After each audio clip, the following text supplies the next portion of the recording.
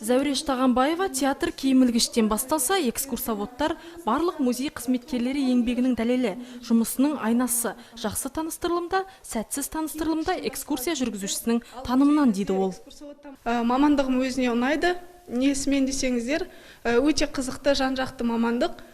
Жалпы экскурсия жүргізудің барысы, келген адамдарды күтіп алу, шығарып салу деген бір үлкен дәстүр біз үшін. Келген адамның көңіл күйіне, қас-қабағына қараймыз, және бір өзі әр адам әртүрлі мінезбен келеді ғой. Соның барлығының алғысын алып қалу біз экскурсовод үшін басты міндет болып табылады. Ал Гүлден Аққошқарова Жанайдар Мусин атындағы Көкшетау жоғары қазақ педагогикалық колледжінің қазақ тілі мен әдебиеті пәнінің мұғалімі мамандығын тәмамдаған. Тарих пен мәдениетке деген қызығушылығы жас маманды мұражайда жұмыс істеуге жетелеп әкеледі. Бүгінде ол мұражайда экскурсовод болып еңбек етеді.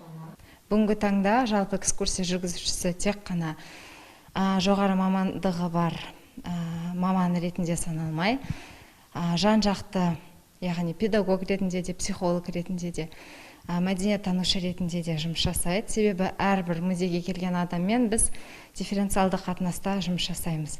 Сондықтан көп салалы әртүрлі мамандықты қамтитын ерекше бір қызықты мамандықтардың бірі.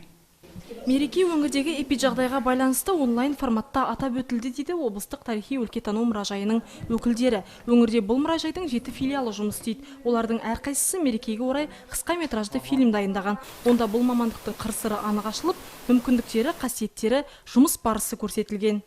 Ақмола облысы біздің аграрлы туристік аймақтардың бірі болып табылады. Сол себептен біздің өңірімізде туризм саласы қазір кезеңде қарқынды дамып келе жатыр.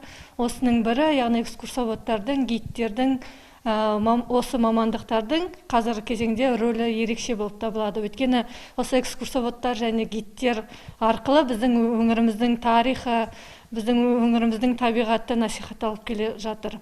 Айта кетейік, өңірде 11 мұражай жұмыс істейді. Облыс бойынша 14 экскурсовод бар. Олардың барлығы өз мамандығын жанымен сүйетін, өз ісінің білікті маманы. Тілек Қайыржан, Медет Қайыркенов, Берік Манап, Көкше Ақпарат.